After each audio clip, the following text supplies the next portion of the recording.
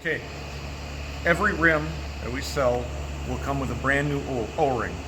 This is not a new old stock. This is not some government surplus that's been sitting on the shelf for 10 years. This is actually a new production O-ring.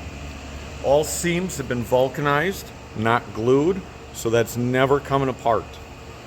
Temperature can affect your O-rings when you go to install them. So when you lay this O-ring on there, if it doesn't sit tightly against that little ridge right here, if it's too shy or it's overhanging, that's an easy solve.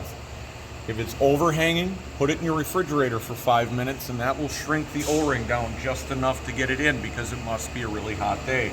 If it doesn't quite line up, run it through your hands and that will be warm enough to actually get it to expand out and touch this outer edge.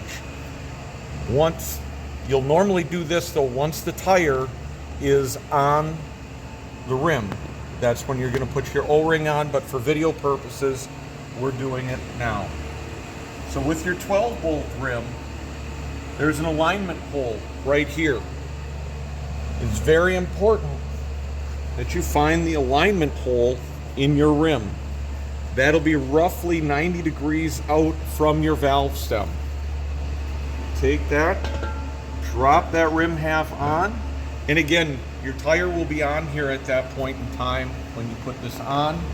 That O-ring will be in that groove real nicely, and that's when it's time now to start installing your nuts.